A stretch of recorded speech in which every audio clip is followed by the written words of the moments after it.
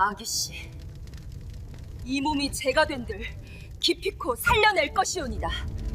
화마가 저택을 집어삼키던 밤, 유모는 제 얼굴이 타들어가는 고통 속에서도 어린 아기씨를 품고 뛰었습니다. 그렇게 끔찍한 흉터를 숨긴 채 15년을 이 남장 머슴으로 숨어 살아야 했지요. 점점 숨통을 조여오는 추격자들의 칼날 속에서 과연 얼굴 없는 유모는 이 기막힌 비밀을 안고 아기씨를 끝까지 지켜낼 수 있을까요? 이야기 시작 전 구독과 좋아요로 따뜻한 마음을 나눠줄세요. 오늘은 목숨을 걸고 한 아이를 지켜낸 여인의 눈물겨운 인고의 세월을 들려드릴까 합니다. 이 위대한 사랑이 여러분의 마음에는 어떻게 닿을지 그 가슴 저린 이야기 지금 시작하겠습니다. 옛날 조선 땅 한양에는 명망 높은 민대감 댁이 있었어요. 기와지붕 위로 햇살이 내려앉고 마당에는 모란 꽃이 만개했습니다. 대청마루에서 갓난아기의 맑은 웃음소리가 울려 퍼졌어요. 그 아기가 바로 가문의 유일한 혈육, 설이었죠. 유모 덕이는 아기 설이를 품에 안고 자장가를 불러주었습니다. 25살의 덕이는 궁중에서 자수를 배운 여관 출신이었어요. 섬세한 손끝으로 비단에 꽃을 수놓던 그녀였습니다. 설이는 덕이의 품에서 평화롭게 잠이 들었어요. 그런데 갑자기 대문 밖에서 말발굽 소리가 울렸습니다. 덕이가 고개를 들었을 때 검은 옷의 사내들이 담장을 넘어왔어요. 순식간에 비명 소리가 저택 곳곳에서 터져 나왔습니다. 덕이는 본능적으로 아기를 가슴에 끌어안았어요. 저택 동쪽에서 검은 연기가 피어올랐습니다.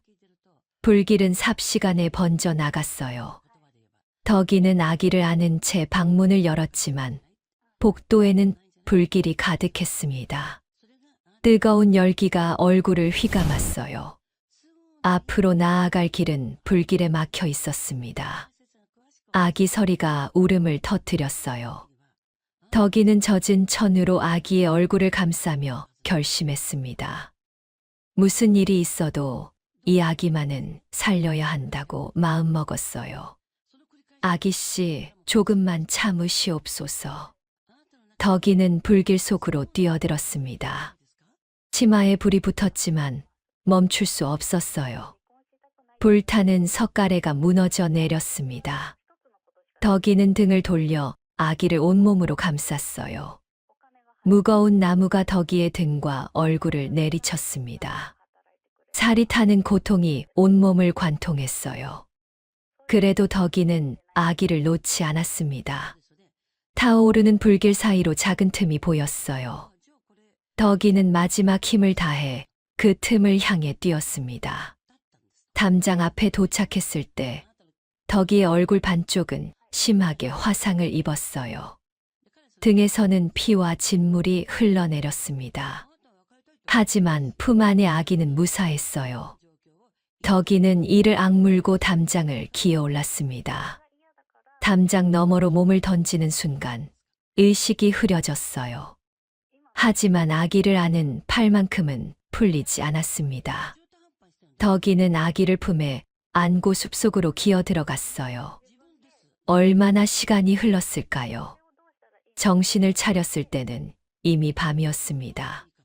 저택이 무너지는 소리가 멀리서 들려왔어요. 덕이는 아기의 숨소리를 확인하고 안도의 한숨을 내쉬었습니다. 새벽이 밝아오자 숲속에서 목소리가 들렸어요. 화상 입은 여인을 찾아라. 자객들이었습니다. 덕이는 심장이 쿵쾅거렸어요. 이대로는 도망칠 수 없다는 것을 깨달았습니다. 덕이는 날카로운 돌멩이를 주워들며 결단을 내렸어요. 긴 머리카락을 한 움큼 쥐고 망설임 없이 잘라냈습니다. 여인의 머리카락이 땅에 흩뿌려졌어요. 덕이는 계속해서 머리를 짧게 잘랐습니다. 숲속에 버려진 남정네의 헌 옷을 발견했어요. 덕이는 여인의 옷을 벗고 낡은 남복으로 갈아입었습니다. 가슴을 천으로 동여매고 걸음걸이도 바꾸었어요. 화상 입은 얼굴에 흙과 숯검정을 발랐습니다. 아기씨, 앞으로 저를 아버지라 부르셔야 하옵니다. 덕이는 아기를 가슴에 동여매고 남쪽으로 향했어요. 추격자들의 눈을 피해 인적 드문 길만 골라 걸었습니다. 맨발에 피가 흘렀지만 멈출 수 없었어요. 300리 길의 시작이었습니다. 길가에서 죽은 소금 장수의 바구니를 주었어요. 소금 몇 움큼과 낡은 지게가 전부였습니다. 검문소를 지날 때마다 거친 목소리로 응대했어요. 소금 팔러 가는 천한 놈이요. 관리들은 덕이의 흉측한 얼굴을 보고 고개를 돌렸습니다. 아무도 그 보기 싫은 사내를 자세히 살피려 하지 않았어요. 밤이 되면 아기가 젖을 찾아 울었습니다. 덕이는 마을마다 돌아다니며 젖동량을 구걸했어요. 하지만 흉측한 얼굴의 사내에게 젖을 주는 여인은 없었습니다. 덕이는 미음을 끓이고 산나물즙을 짜서 아기를 달랬어요. 아기씨, 조금만 참으시옵소서. 추운 밤에는 자신의 속옷까지 벗어 아기를 감싸주었습니다. 덕이는 차가운 바람을 맨몸으로 맞으며 아기를 품에 안았어요. 서리가 따뜻하게 잠들 수만 있다면 그것으로 충분했습니다. 집시는 달아 없어진 지 오래였어요. 덕이는 헝겊을 발에 감고 피를 흘리며 걸었습니다.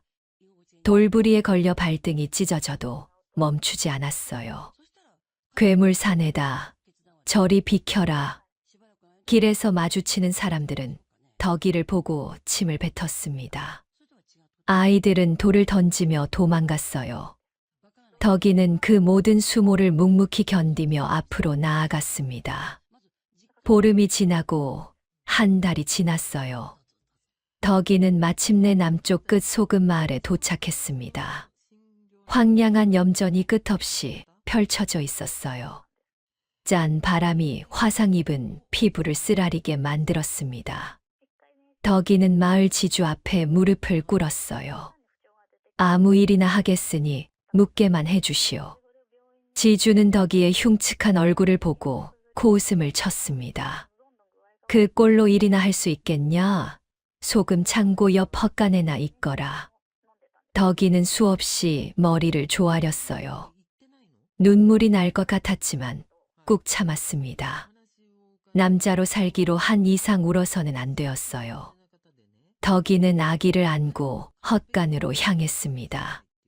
다 쓰러져가는 흘방이었어요. 비가 새고 바람이 들어왔습니다. 덕이는 밤새 진흙을 이겨 벽을 메웠어요. 아기가 잘 첫 번째 거처를 손이 부르트도록 만들었습니다. 아기씨, 여기가 앞으로 우리 집이옵니다. 덕이는 아기 서리를 눕히고 창문을 바라보았어요. 멀리 한양에서 온 것이 믿기지 않았습니다. 평생을 숨어 살아야 한다고 생각하니 앞이 막막했어요. 하지만 덕이는 고개를 저었습니다. 저 아기가 있는 한 포기할 수 없다고 되뇌었어요. 덕이는 저고리 속에서 작은 옥비녀 조각을 꺼냈습니다. 민대감 가문의 가부 중 하나였어요. 화제 당일 마님께서 아기의 베네저고리에 꿰매 두셨던 것이었습니다.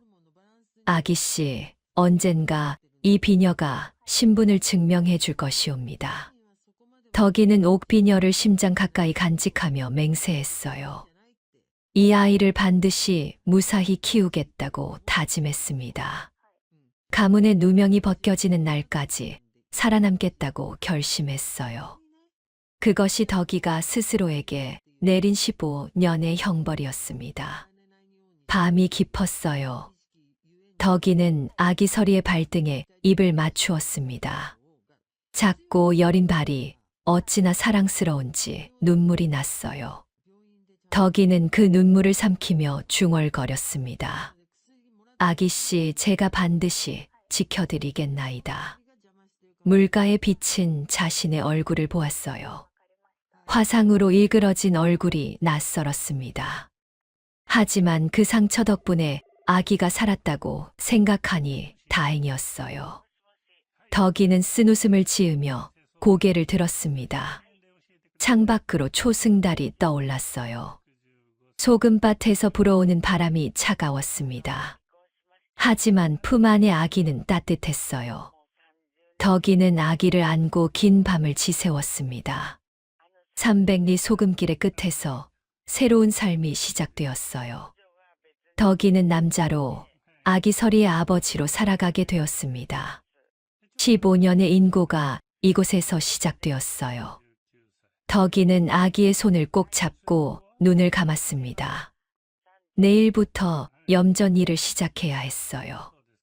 짠물에 손발이 저려지는 고된 노동이 기다리고 있었습니다. 하지만 덕이는 두렵지 않았어요. 서리가 곁에 있는 한 무슨 일이든 해낼 수 있었습니다. 새벽빛이 창틈으로 스며들었어요. 덕이는 조용히 일어나 아기에게 미음을 먹였습니다. 서리는 덕이의 손가락을 잡고 방긋 웃었어요. 그 미소 하나에 덕이의 모든 고통이 녹아내렸습니다. 아기씨, 오늘부터 저는 아기씨의 아버지이옵니다. 덕이는 다시 한번 다짐하며 해가 뜨는 염전을 바라보았어요. 이것이 바로 타오르는 운명의 시작이었습니다. 300리 소금길 끝에서 모녀의 새로운 삶이 시작되었습니다. 그렇게 15년이라는 세월이 흘렀습니다. 소금마을의 허름한 흙집에서 서리는 어느덧 16살 처녀로 자라났어요. 덕이는 여전히 남장을 한 채 염전에서 고된 노동을 이어가고 있었습니다. 새벽 안개 속에서 소금을 퍼 나르는 일상이 덕이의 하루였어요. 염전 일은 상상 이상으로 고되었습니다. 짠물이 상처난 발바닥에 닿을 때마다 온몸이 마비되는 듯했어요. 덕이는 이를 악물고 소금 가마니를 등에 졌습니다. 다른 인부들과 떨어져 홀로 일하며 정체를 숨겨야 했어요. 서리는 덕이가 일터에서 돌아오면 따뜻한 미음을 끓여드렸습니다. 하지만 서리의 마음 한켠에는 늘 의문이 자리 잡고 있었어요. 아버지라 부르는 덕이의 행동이 때로는 이상하게 느껴졌습니다. 아버지는 왜 늘 혼자 씻으시는 거예요? 서리가 물을 때마다 덕이는 대답을 피했어요. 그저 화상 입은 얼굴을 돌리며 침묵으로 일관했습니다. 서리는 그런 아버지가 답답하면서도 불쌍했어요. 어느 날 덕이는 읍내 장터에 다녀왔습니다. 소금을 판 푼돈을 꼭 쥐고 비단실을 사왔어요. 서리에게 자수 노는 법을 가르쳐 주기 위해서였습니다. 아버지, 이 비단실은 어디서 나셨어요? 서리가 눈을 반짝이며 물었습니다. 덕이는 입꼬리를 살짝 올리며 비단실을 서리의 손에 쥐어 주었어요. 내 손재주가 아까워서 구해왔다. 잘 배워두거라. 그날 밤부터 덕이는 서리에게 수노는 법을 가르치기 시작했습니다. 촛불 아래에서 덕이의 손놀림은 놀라울 정도로 섬세했어요. 바늘 귀를 꿰는 솜씨가 영락없는 여인의 손길이었습니다. 서리는 속으로 고개를 갸웃거렸어요. 아버지는 분명 남자인데 어찌 이리 자수 솜씨가 뛰어난 것인지 의아했습니다. 하지만 서리는 그 의문을 깊이 파고들지 않았어요. 그저 아버지의 가르침에 열심히 따랐습니다. 세월이 흐르며 서리의 자수 솜씨는 날로 늘어갔어요. 15살이 되었을 때 서리가 수놓은 꽃은 마치 살아있는 듯 했습니다. 마을 사람들 사이에서 서리의 솜씨가 소문이 나기 시작했어요. 저 괴물 사내의 딸이 술을 기막히게 놓는다더라. 소문은 점점 퍼져 나갔습니다. 읍내 포목점 주인이 서리의 작품을 보러 마을까지 찾아왔어요. 서리가 수놓은 모란꽃 보자기를 본 포목점 주인은 감탄을 금치 못했습니다.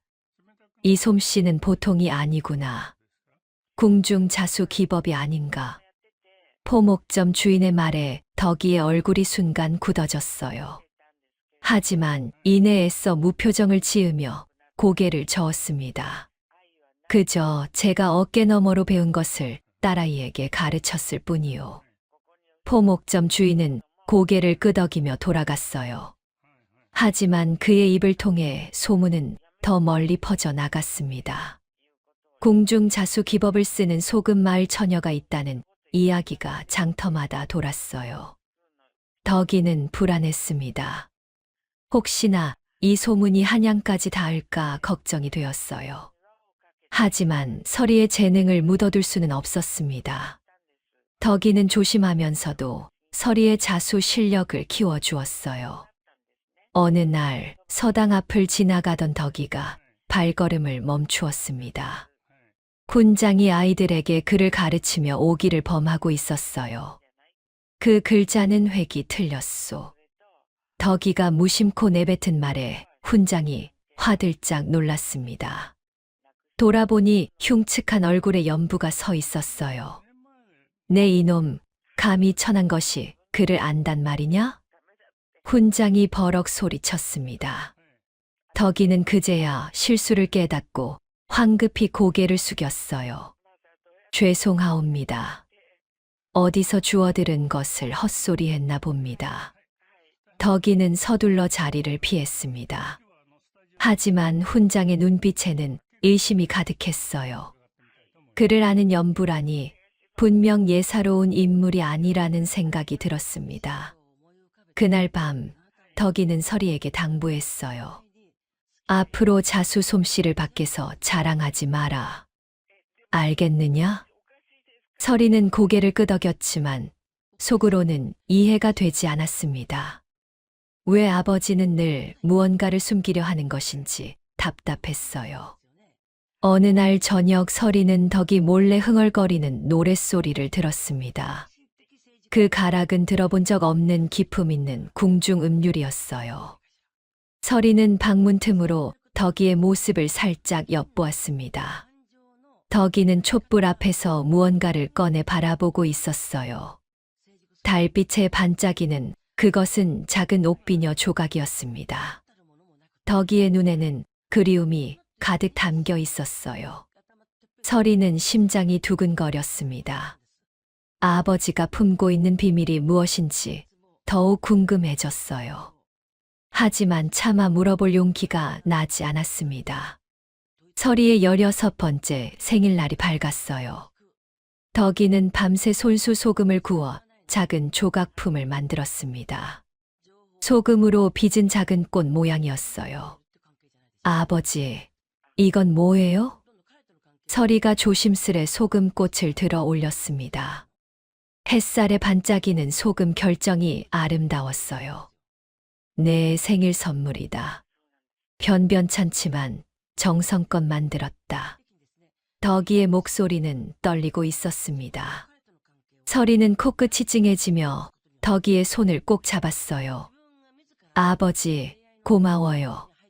세상에서 제일 예쁜 선물이에요. 그 순간 덕이의 눈에서 눈물이 흘러내렸습니다. 15년 동안 꾹 참아왔던 감정이 터져 나오려 했어요. 하지만 덕이는 재빨리 고개를 돌려 눈물을 숨겼습니다. 마을에서는 서리의 미모가 화제였어요. 고운 살결과 맑은 눈동자가 영락없이 양반과 규수 같았습니다. 마을 청년들이 서리를 흠모하며 괴물 사내의 집 주변을 서성거렸어요. 저 처녀가 괴물의 딸이라니 믿기지 않는구나. 청년들의 수군거림이 덕이의 귀에도 들렸습니다. 덕이는 남자의 기백으로 청년들 앞을 가로막았어요.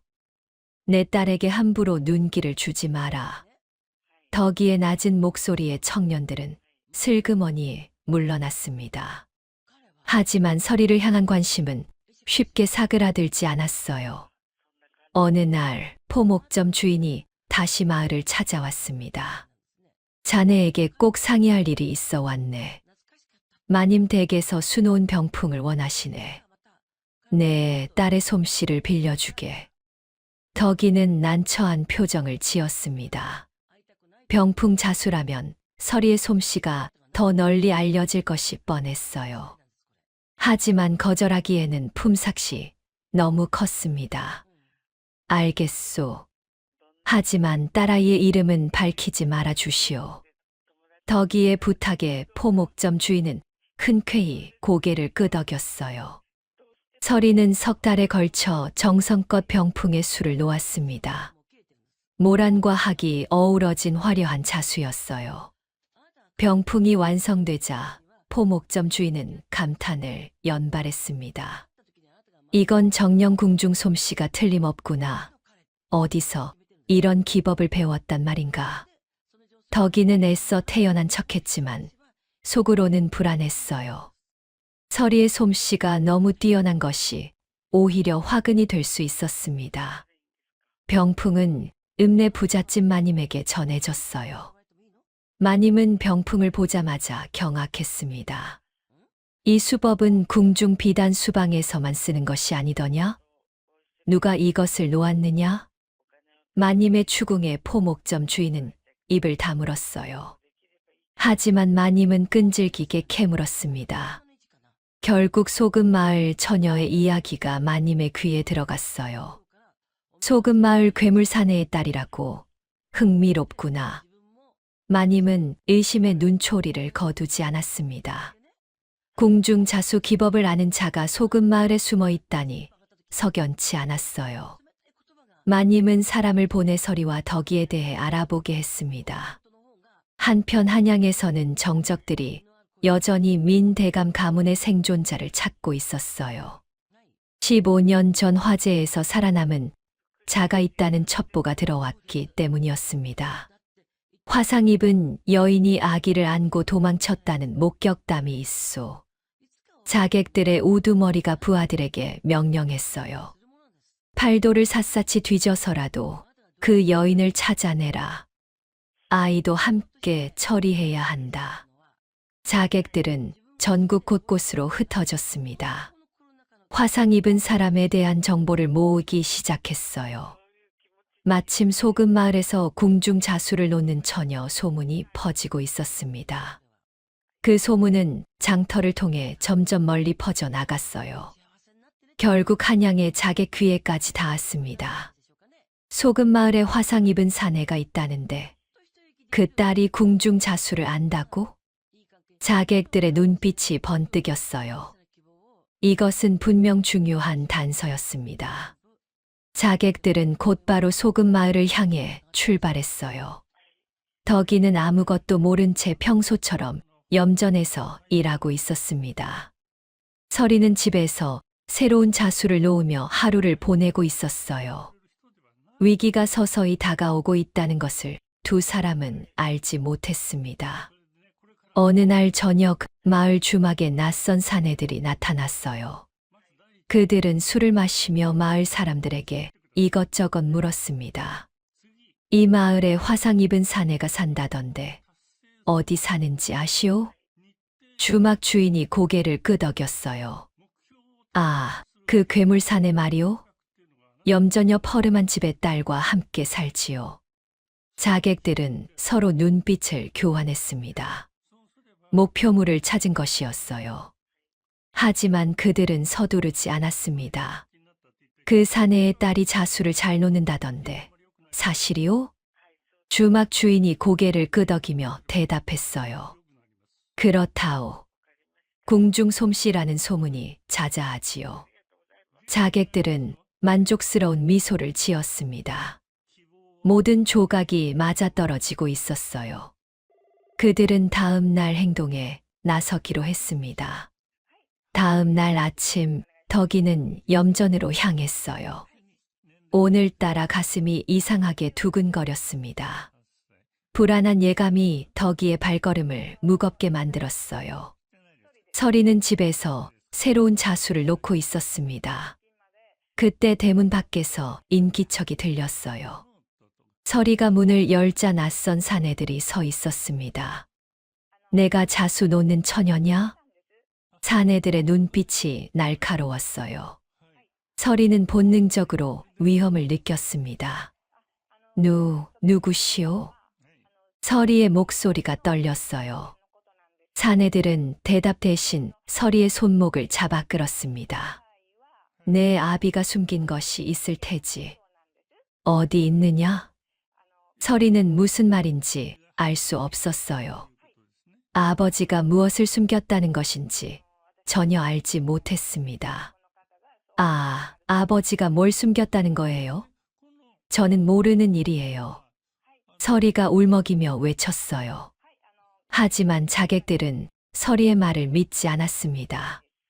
마침 그때 염전에서 급히 달려온 덕이가 집 앞에 도착했어요. 마을 사람이 낯선 자들이 서리를 찾아왔다고 알려주었기 때문이었습니다. 덕이는 눈앞의 광경을 보고 심장이 멎는 듯 했어요. 서리를 놓아라. 덕이가 우렁찬 목소리로 외쳤습니다. 자객들이 덕이를 돌아보았어요. 화상으로 일그러진 덕이의 얼굴을 보고 그들은 확신을 얻었습니다. 바로 내 놈이구나. 15년 전 화재에서 살아남은 여인이. 자객 우두머리의 말에 서리는 눈이 휘둥그레졌어요. 여인이라니 아버지가 여인이라는 말인가요? 서리의 머릿속이 하얘졌습니다. 덕이는 이를 악물었어요. 더 이상 숨길 수 없다는 것을 깨달았습니다. 하지만 지금은 서리를 지키는 것이 먼저였어요. 서리는 아무것도 모르는 아이다. 나만 데려가거라. 덕이가 차분하게 말했습니다. 자객들은 코웃음을 쳤어요. 어림없다. 민대감의 핏줄은 모조리 없애야 한다. 그 말에 서리는 또 한 번 충격을 받았어요. 민대감이라니 그것이 자신의 가문이란 말인가요? 서리는 아무것도 이해할 수 없었습니다. 덕이는 서리를 등 뒤로 밀며 자객들과 마주섰어요. 맨손이었지만 물러설 수 없었습니다. 서리만은 반드시 지켜야 했어요. 서리야, 도망가거라. 어서. 덕이가 소리쳤습니다. 하지만 서리는 꼼짝도 하지 못했어요. 두 다리가 얼어붙은 듯 움직이지 않았습니다. 자객들이 덕이를 향해 다가왔어요. 덕이는 주먹을 불끈 쥐고 버텼습니다. 서리를 지키기 위해서라면 무엇이든 할 각오였어요. 아버지. 서리가 비명을 질렀습니다. 그 순간 마을 사람들이 소동을 듣고 몰려왔어요. 자객들은 일단 물러나기로 했습니다. 오늘은 이만 물러간다. 하지만 끝난 것이 아니다. 자객 우두머리가 으르렁거리며 말했어요. 자객들은 어둠 속으로 사라졌습니다. 덕이는 그제야 무릎이 풀리며 주저앉았어요. 서리는 덕이에게 달려가 부축했습니다. 하지만 머릿속에는 자객들의 말이 맴돌았어요. 아버지가 여인이라는 말, 민대감의 핏줄이라는 말이 귀에서 떠나지 않았습니다. 아버지, 그 사람들 말이 무슨 뜻이에요? 아버지가 여인이라니요. 서리의 물음에 덕이는 대답하지 못했어요. 15년간 지켜온 비밀이 무너지기 시작했습니다. 덕이는 눈을 질끈 감으며 깊은 한숨을 내쉬었어요. 밤하늘에 먹구름이 들이우기 시작했습니다. 폭풍이 다가오고 있었어요. 덕이와 서리의 운명이 요동치기 시작한 밤이었습니다. 그날 밤 서리는 한숨도 자지 못했습니다.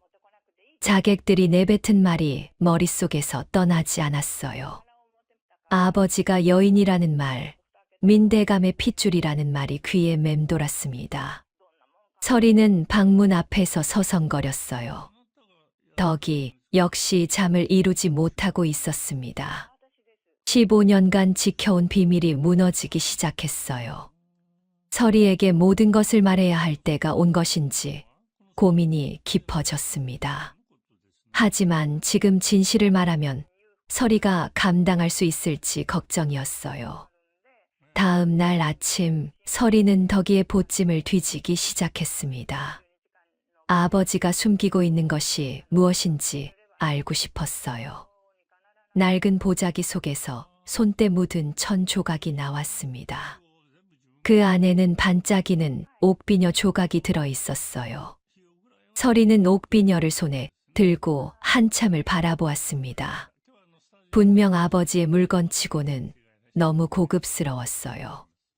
이것은 양반가에서나 볼 수 있는 귀한 물건이었습니다. 이게 대체 뭐지? 서리가 중얼거리는 순간 방문이 열렸어요. 덕이가 들어서다 서리의 손에 든 옥비녀를 보고 얼굴이 창백해졌습니다. 그것을 어디서 꺼냈느냐? 덕이의 목소리가 떨리고 있었어요. 서리는 옥비녀를 꼭 쥔 채 덕이를 똑바로 바라보았습니다. 아버지, 이게 뭐예요? 어젯밤 그 사람들이 한 말은 무슨 뜻이에요? 서리의 눈에는 분노와 혼란이 뒤섞여 있었어요. 16년을 아버지라 믿고 따랐는데 모든 것이 거짓이었단 말인가요? 서리는 가슴이 무너지는 것 같았습니다. 덕이는 한참을 침묵했어요. 어디서부터 어떻게 설명해야 할지 막막했습니다. 결국 덕이는 무릎을 꿇고 고개를 숙였어요. 서리야, 나는 내 아버지가 아니다. 그 한마디에 서리의 눈에서 눈물이 쏟아졌습니다. 예상은 했지만 직접 듣는 것은 전혀 다른 충격이었어요. 그럼 누구예요? 당신은 대체 누구냐 말이에요. 서리가 목 놓아 울부짖었습니다. 덕이는 눈물을 삼키며 입을 열었어요. 나는 내 유모였다. 15년 전 너를 안고 이곳까지 도망쳐 왔지. 덕이의 목소리는 갈라지고 있었습니다. 서리는 믿을 수 없다는 표정으로 덕이를 바라보았어요. 유모라고요? 그럼 내 진짜 부모는 어디 있어요? 서리의 물음에 덕이는 눈을 질끈 감았습니다. 내 부모님은 15년 전 화재로 돌아가셨다. 정적들이 저지른 일이었지. 덕이는 그날 밤에 이야기를 시작했어요. 명문가 민대감 댁의 평화로운 오후가 어떻게 지옥으로 변했는지 말해 주었습니다. 불길 속에서 서리를 안고 뛰어나온 이야기를 들려주었어요. 서리는 얼굴을 감싸 쥐고 흐느꼈습니다. 자신이 왜 이 궁벽한 소금 마을에서 자랐는지 이제야 알게 되었어요. 모든 것이 자신을 지키기 위해서였습니다. 이 옥비녀는 내 가문의 가보란다. 언젠가 내 신분을 증명해 줄 것이야. 덕이가 서리의 손을 꼭 잡으며 말했어요. 하지만 서리는 덕이의 손을 뿌리쳤습니다. 15년 동안 나를 속인 거예요. 아버지라 믿었는데 모두 거짓이었어요. 서리의 분노가 폭발했습니다. 덕이는 가슴에 비수가 꽂히는 것 같았어요. 하지만 서리의 분노를 탓할 수 없었습니다. 서리야, 모든 것은 너를 지키기 위해서였다. 덕이가 애원하듯 말했어요. 하지만 서리는 고개를 돌렸습니다. 지금은 아무것도 믿을 수 없어요. 혼자 있고 싶으니 나가주세요. 서리의 차가운 말에 덕이는 천천히 방을 나섰어요. 문 밖에서 덕이의 어깨가 들썩거렸습니다. 15년의 희생이 물거품이 되는 것만 같았어요. 그날 이후 서리와 덕이 사이에는 냉기가 흘렀습니다. 서리는 덕이와 눈도 마주치지 않았어요. 밥상을 차려도 한마디 없이 먹고 자리를 떴습니다. 덕이는 예전처럼 염전으로 출근했어요. 하지만 일손이 손에 잡히지 않았습니다. 짠물이 상처에 스며들어도 아무런 느낌이 없었어요. 마을 사람들은 수군거리기 시작했습니다. 낯선 자들이 다녀간 뒤로 괴물산의 집에 무슨 일이 생긴 것 같다고 말했어요. 서리가 덕이를 피하는 것을 목격한 사람들도 있었습니다. 저 사내가 무슨 짓을 했길래 딸이 저리 피하는 거야? 마을 사람들의 시선이 따가웠어요. 덕이는 고개를 숙이고 묵묵히 걸음을 옮겼습니다. 어느 날 서리는 몰래 마을을 빠져나갔어요. 읍내 장터로 가서 옥비녀에 대해 알아보려는 것이었습니다. 포목점 주인을 찾아가 옥비녀를 보여주었어요. 이 옥비녀가 어떤 물건인지 아시오? 포목점 주인은 옥비녀를 보고 눈이 휘둥그레졌습니다. 이건 민대감 가문의 갑오가 아니오? 15년 전 멸문지화를 당한. 포목점 주인의 말에 서리는 심장이 멎는 듯했어요. 멸문지화라는 말이 가슴을 후벼 팠습니다. 그 가문에 대해 더 아는 게 있소? 서리가 다급하게 물었어요. 포목점 주인은 주위를 두리번거리더니 목소리를 낮추었습니다. 민대감은 억울한 누명을 쓰고 돌아가셨다 하오. 정적들의 모함이었다지. 서리는 머릿속이 하얘졌어요. 자신의 부모가 억울하게 돌아가셨다는 사실이 믿기지 않았습니다.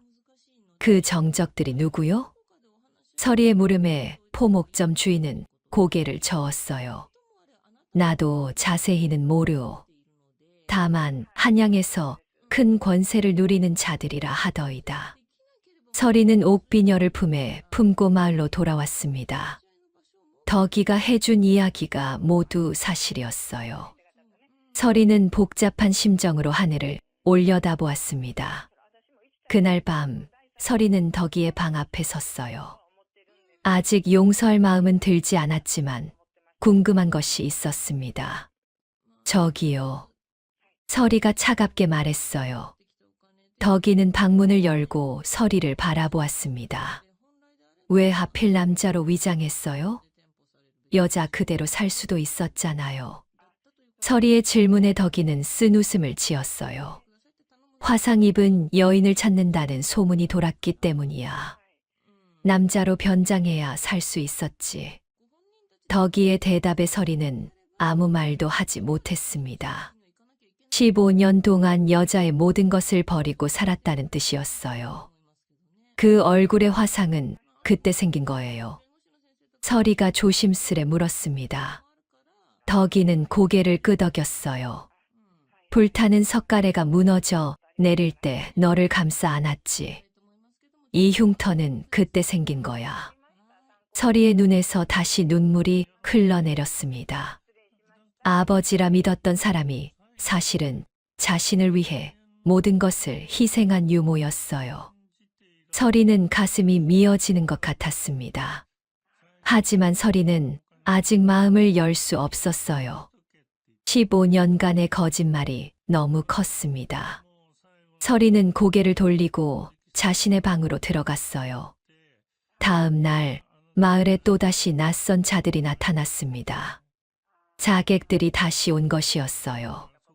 이번에는 마을 지주를 찾아가 덕이와 서리에 대해 물었습니다. 저 사내와 딸에 대해 아는 대로 말하시오. 자객 우두머리의 위협에 마을 지주는 벌벌 떨었어요. 그 사내는 15년 전에 왔소. 갓난아기를 안고 말이오. 마을 지주는 자신이 아는 모든 것을 털어놓았습니다. 자객들은 만족스러운 미소를 지었어요. 틀림없군. 민대감의 유복녀가 맞아. 자객들은 이번에는 확실히 처리하기로 했습니다. 밤을 틈타 덕이와 서리를 잡아가기로 계획을 세웠어요. 한편 덕이는 불안한 예감에 잠을 이루지 못했습니다. 자객들이 다시 올 것이라는 것을 알고 있었어요. 더 이상 이곳에 머물러서는 안 되었습니다. 서리야, 짐을 싸거라. 이곳을 떠나야 한다. 덕이가 다급하게 말했어요. 하지만 서리는 고개를 저었습니다. 왜요? 또 도망치라는 거예요? 평생 도망만 다녀야 해요? 서리의 반발에 덕이는 애가 탔어요. 지금은 도망치는 것이 아니라 살기 위해서란다. 제발 내 말을 들어다오. 덕이가 간곡히 말했습니다. 하지만 서리는 완강했어요. 싫어요. 전 더 이상 거짓 속에서 살고 싶지 않아요. 서리는 방문을 닫아버렸습니다. 덕이는 문 앞에서 한숨만 내쉬었어요. 그날 밤 자객들이 마을로 잠입했습니다. 달빛조차 없는 칠흑 같은 어둠이었어요. 자객들은 덕이의 집을 향해 조용히 다가갔습니다. 덕이는 인기척을 느끼고 벌떡 일어났어요. 창문 너머로 검은 그림자들이 보였습니다. 덕이는 재빨리 서리의 방으로 달려갔어요. 서리야, 일어나거라. 어서. 덕이가 서리를 흔들어 깨웠습니다. 서리는 눈을 비비며 일어났어요. 무슨 일이에요? 서리가 물었습니다. 덕이는 서리의 손을 잡고 뒷문으로 향했어요. 조용히 따라오거라. 목숨이 위험하다. 덕이의 목소리가 떨리고 있었습니다. 서리도 상황의 심각성을 깨달았어요. 두 사람은 뒷문으로 빠져나와 숲으로 도망쳤습니다. 자객들이 빈집을 발견하고 추격을 시작했어요. 덕이는 서리의 손을 꼭 잡고 달렸습니다. 이쪽으로.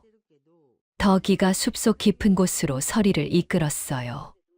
15년 전에도 이렇게 도망쳤던 기억이 떠올랐습니다. 그때와 달라진 것은 서리가 더 이상 품에 안긴 아기가 아니라는 것뿐이었어요. 숲속 동굴을 발견한 덕이는 서리를 안으로 밀어 넣었습니다. 여기 숨어 있거라. 절대로 나오지 마라. 덕이가 단호하게 말했어요. 서리는 덕이의 손을 잡았습니다. 어디 가려고요? 같이 숨어요. 서리가 애원했어요. 하지만 덕이는 고개를 저었습니다. 내가 미끼가 되어 저들의 시선을 돌려야 한다.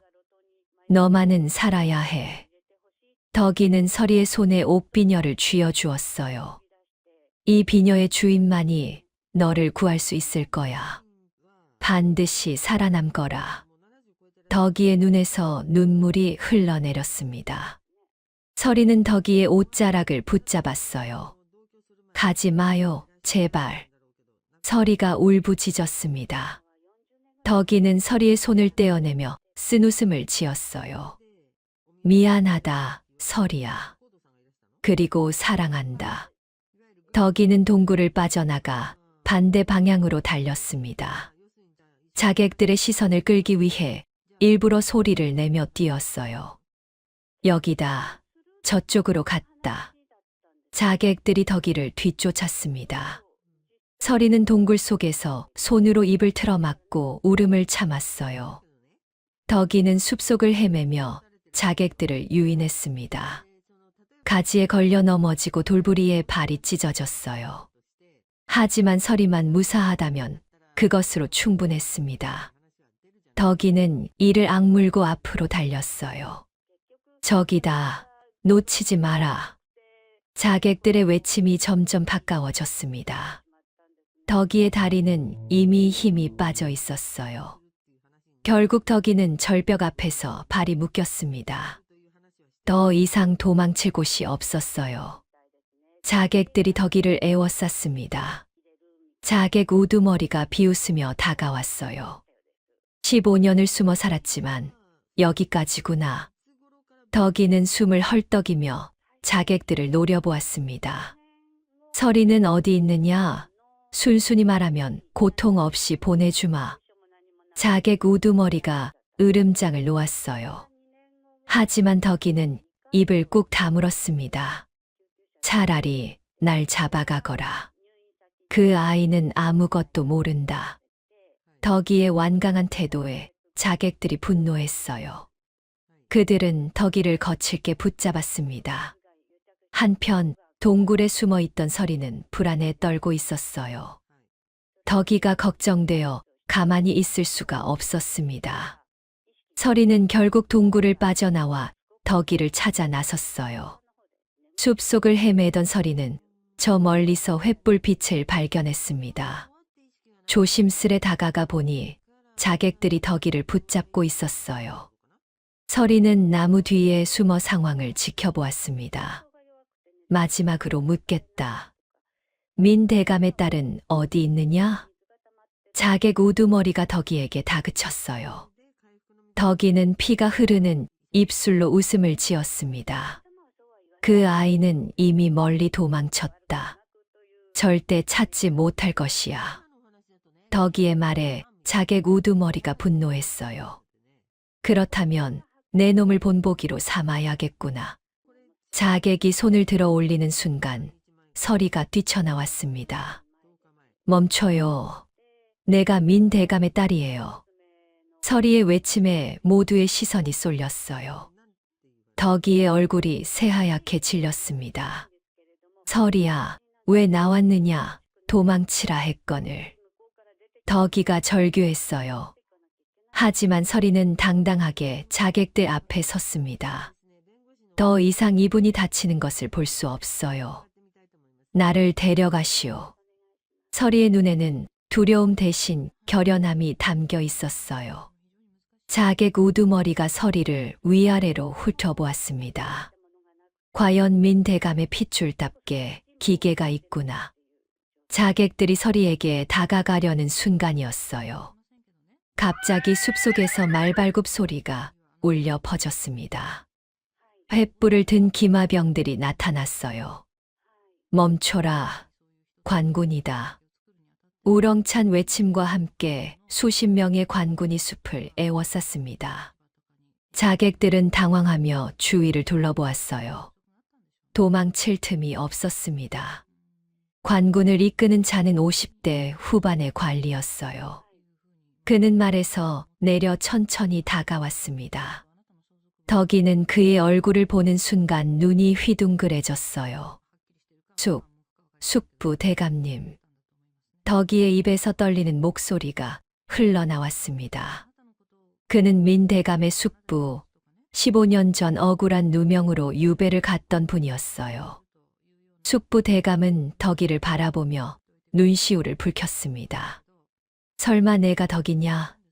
그날 밤 아기를 안고 사라진 유모 말이냐? 숙부 대감의 물음에 덕이는 고개를 끄덕였어요. 눈물이 볼을 타고 흘러내렸습니다. 대감님, 살아계셨군요. 어찌 이곳까지? 덕이의 말이 끝나기도 전에 숙부 대감이 서리를 바라보았어요. 그렇다면 저 아이가 서리냐? 내 조카의 외동딸 말이냐? 숙부 대감의 눈에도 눈물이 고였습니다.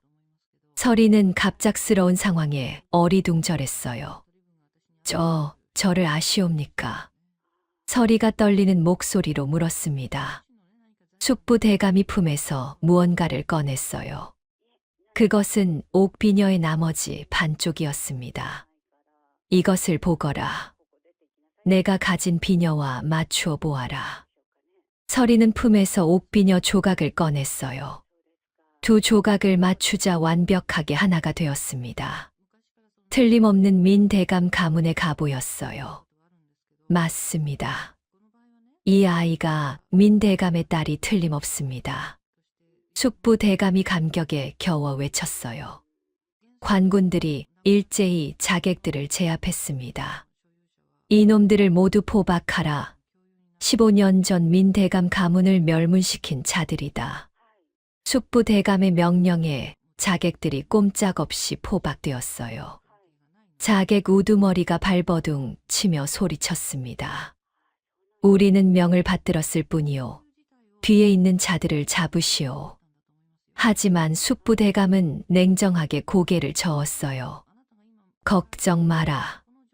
뒤에 있는 자들도 모두 처단할 것이다. 자객들이 끌려가자 숲에는 정막이 흘렀습니다. 숙부 대감이 덕이에게 다가가 손을 잡았어요. 15년 동안 얼마나 고생했느냐. 정말 수고 많았다. 숙부 대감의 말에 덕이는 참았던 울음을 터뜨렸습니다.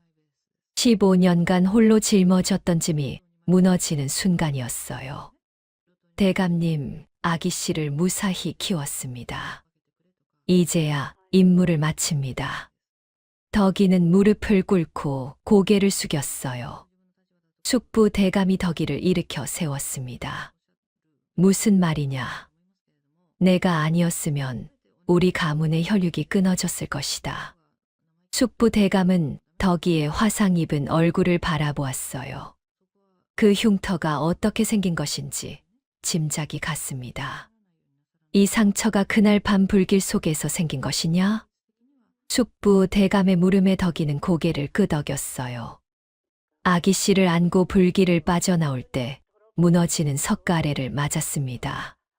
숙부 대감의 눈에서 눈물이 흘러내렸습니다. 서리도 덕이의 흉터를 바라보며 가슴이 미어졌어요. 그 상처가 저를 지키다 생긴 것이었군요. 서리가 떨리는 목소리로 말했습니다. 덕이는 서리를 바라보며 미소를 지었어요. 이 흉터가 있었기에 아무도 나를 여인으로 의심하지 않았지. 오히려 감사하단다. 덕이의 말에 서리는 더 이상 참을 수 없었어요. 서리는 덕이에게 달려가 품에 안겼습니다. 미안해요, 어머니. 그동안 원망하고 미워해서 정말 미안해요. 서리의 입에서 처음으로 어머니라는 호칭이 나왔어요. 덕이는 서리를 꼭 껴안으며 눈물을 흘렸습니다. 괜찮다, 서리야.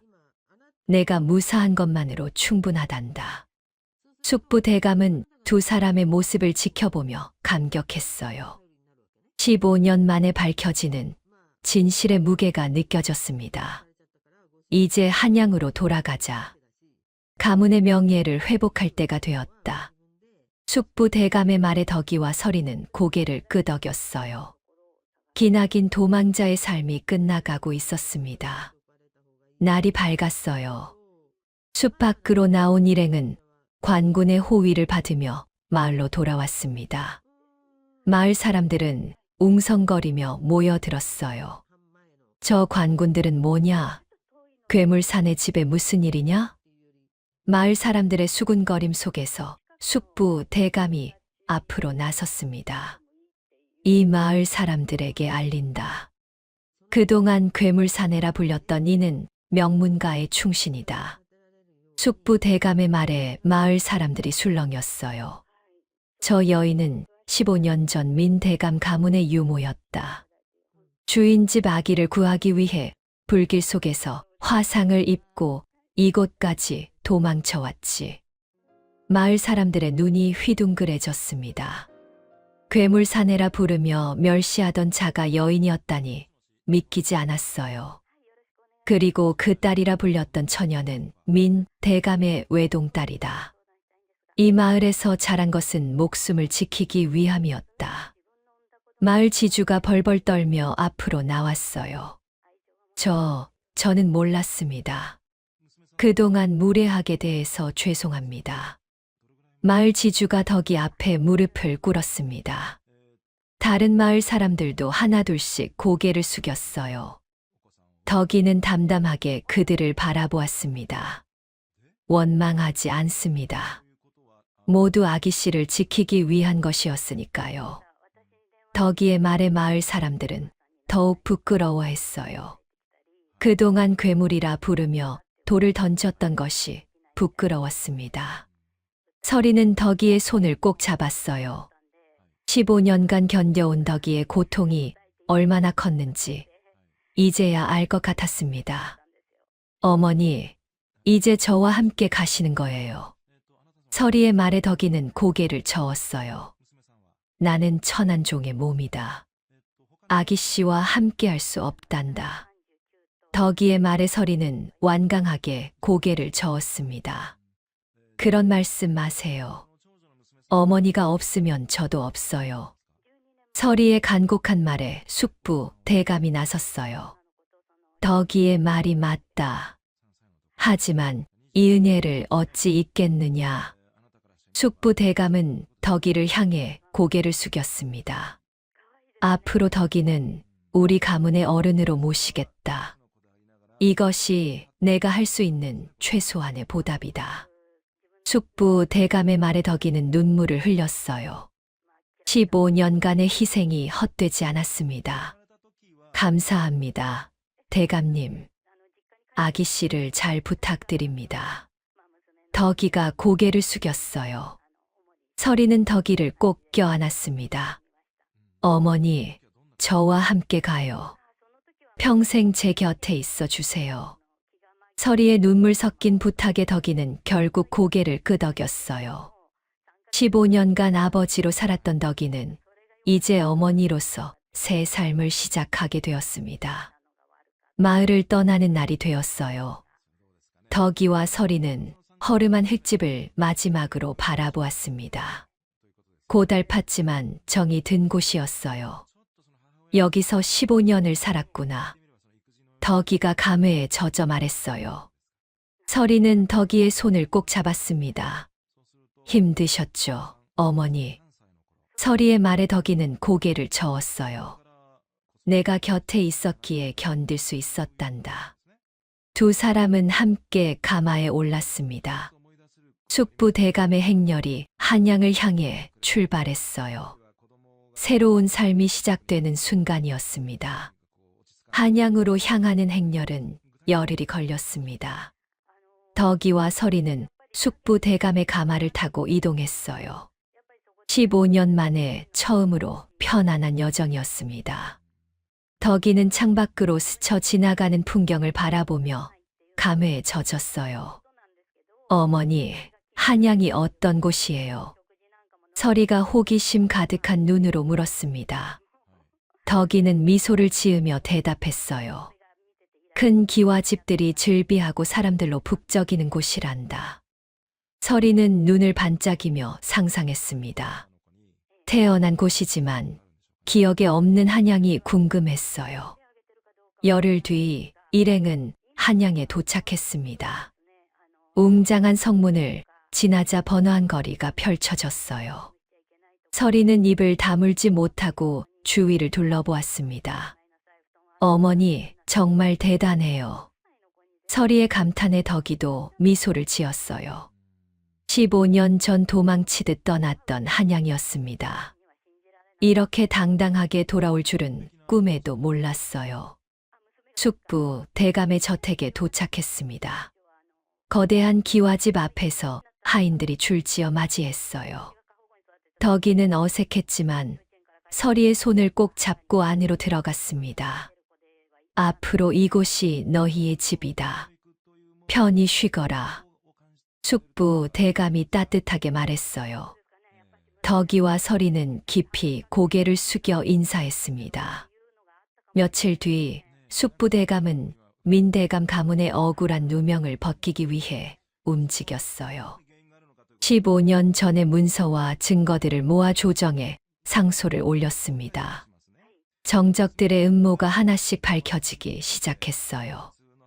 민대감은 억울하게 모함을 받았소이다. 이 증거들을 보시오. 숙부 대감이 조정에서 목소리를 높였습니다. 대신들은 증거를 검토하며 술렁거렸어요. 결국 임금께서 직접 나서셨습니다. 15년 전 민대감 가문을 멸문시킨 정적들에게 엄중한 벌이 내려졌어요. 그들의 모든 재산은 몰수되고 유배형에 처해졌습니다. 민대감의 명예를 회복하고 그 후손에게 가문을 돌려주도록 하라. 임금의 명에 따라 민대감 가문의 신원이 회복되었어요. 빼앗겼던 저택과 재산도 모두 돌아왔습니다. 서리는 이제 명실공히 민대감 가문의 정식 후계자가 되었어요. 숙부 대감은 복원된 민대감 댁으로 덕이와 서리를 안내했습니다. 15년 전 화재로 무너졌던 저택이 새로 지어져 있었어요. 조카의 유언에 따라 저택을 복원해 두었다. 이제 내 집이다. 숙부 대감의 말에 서리는 눈물이 났어요. 부모님이 살았던 곳에 드디어 돌아온 것이었습니다. 덕이는 익숙한 듯 저택 안을 둘러보았어요. 15년 전의 기억이 하나씩 떠올랐습니다. 마님이 서리를 안고 웃으시던 모습, 대감이 덕이를 격려하시던 목소리가 들리는 듯했어요. 마님, 대감님, 아기 씨를 무사히 모셔왔습니다. 덕이는 안채의 사당 앞에 무릎을 꿇고 고했습니다. 눈물이 볼을 타고 흘러내렸어요. 15년간의 모든 고통이 이 한마디에 녹아들었습니다. 서리는 덕이의 옆에 나란히 무릎을 꿇었어요. 한 번도 본 적 없는 부모님의 영정 앞에서 눈물을 흘렸습니다.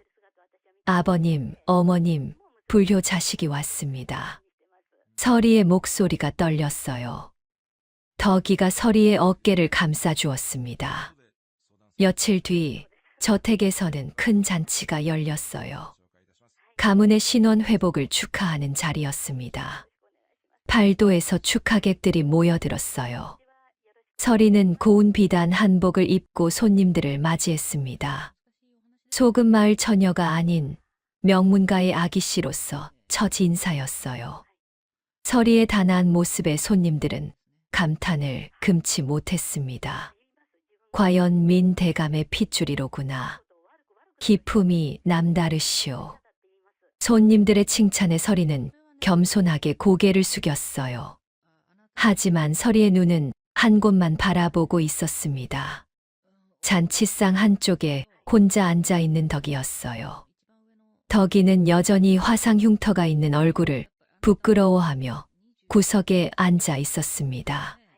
서리는 자리에서 일어나 덕이에게 다가갔어요. 어머니, 저와 함께 손님들을 맞이해 주세요. 서리의 말에 덕이는 고개를 저었습니다. 나는 천한 종의 몸이란다. 아기씨 곁에 있으면 아기씨의 체면이. 덕이의 말이 끝나기도 전에 서리가 덕이의 손을 꼭 잡았어요. 어머니는 저의 은인이시고 저희 어머니예요. 부끄러워하실 필요 없어요. 서리는 덕이를 이끌고 손님들 앞으로 나갔습니다. 손님들이 웅성거리기 시작했어요. 저분이 15년간 아기씨를 지킨 유모라지. 얼굴의 흉터가 불길 속에서 생긴 것이라던데. 수군거리는 소리가 들렸지만 서리는 당당했습니다. 이분은 저희 어머니이십니다. 15년 동안 저를 위해 모든 것을 희생하신 분이에요. 서리의 당당한 선언에 손님들이 숙연해졌어요. 숙부 대감이 앞으로 나섰습니다. 이 여인은 우리 가문의 큰 은인이요. 앞으로 가문의 어른으로 모실 것이니 예우해 주시오. 숙부 대감의 말에 손님들이 일제히 고개를 숙였습니다. 덕이의 눈에서 눈물이 흘러내렸어요. 잔치가 끝난 뒤 서리는 덕이를 위한 특별한 선물을 준비했습니다. 서리가 밤새 한 땀 한 땀 수놓은 보랏빛 명주 너울이었어요. 어머니, 이건 제가 어머니를 위해 만든 거예요. 서리가 너울을 펼치자 덕이의 눈이 휘둥그레졌습니다. 비단 위에는 아름다운 모란꽃이 수놓아져 있었어요. 덕이가 서리에게 가르쳐준 궁중자수 기법이었습니다. 이건 덕이의 목소리가 떨렸어요. 서리는 덕이의 얼굴 위로 너울을 살며시 씌워 주었습니다. 어머니의 얼굴은 제게 별과 같아요. 이 너울이 어머니를 더 빛나게 해줄 거예요. 덕이는 거울 앞에 섰어요. 보랏빛 너울 사이로 비치는 자신의 모습이 낯설었습니다. 더 이상 괴물 사내가 아닌 한 여인의 모습이었어요. 고맙다, 서리야. 덕이는 서리를 꼭 껴안았습니다. 15년간의 고통이 모두 녹아내리는 순간이었어요. 세월이 흘렀습니다. 서리는 훌륭한 처녀로 성장하여 좋은 혼처를 만났어요. 숙부 대감의 중매로 명문가 도령과 혼인을 올렸습니다. 혼례날 서리는 덕이의 손을 꼭 잡았어요. 어머니, 저 시집가도 어머니 모시고 살 거예요. 서리의 말에 덕이는 고개를 저었습니다. 아기 씨는 시댁 어른을 모시면 돼요. 나는 여기서 편히 지내겠소. 하지만 서리의 남편도 시댁 어른들도 덕이를 반겼어요. 덕이의 희생과 헌신에 대한 이야기는 이미 널리 퍼져 있었습니다. 우리 집안의 영광이요. 어머님을 모시게 되어 기쁘오. 신랑의 말에 덕이는 감격의 눈물을 흘렸어요.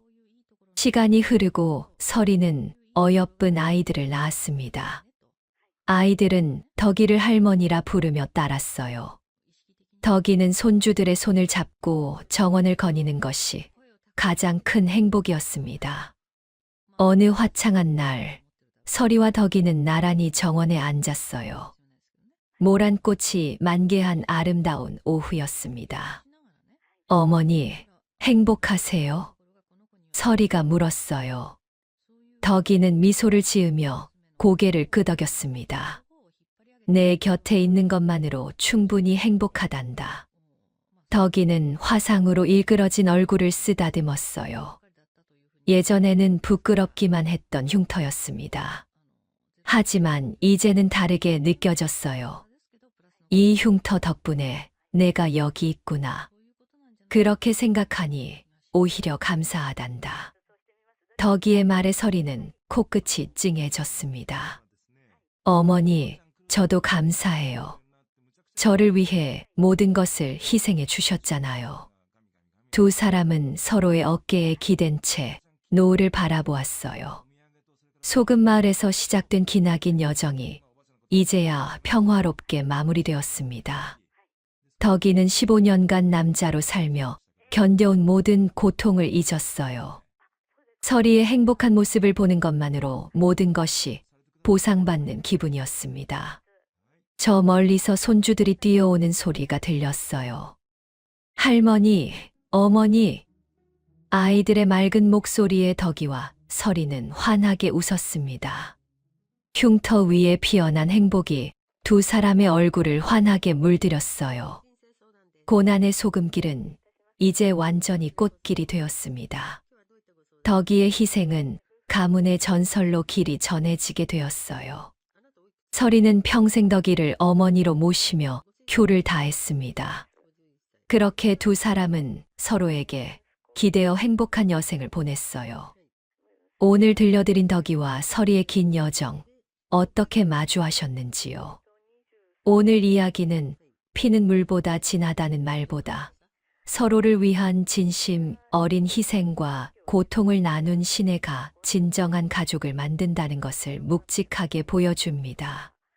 가장 고귀한 보물은 화려한 비단옷이 아니라 덕이의 거친 손처럼 남루한 겉모습 뒤에 숨어 있는지도 모르겠습니다. 오늘 이 이야기를 통해 곁에 있는 소중한 사람의 손을 한 번 더 따뜻하게 잡아보시는 계기가 되길 바랍니다. 오늘 이야기가 전해준 깊은 울림이 여러분의 가슴에도 닿았다면 구독과 좋아요 버튼을 눌러 그 따뜻한 온기를 널리 퍼뜨려 주세요. 폭은 야담이었습니다.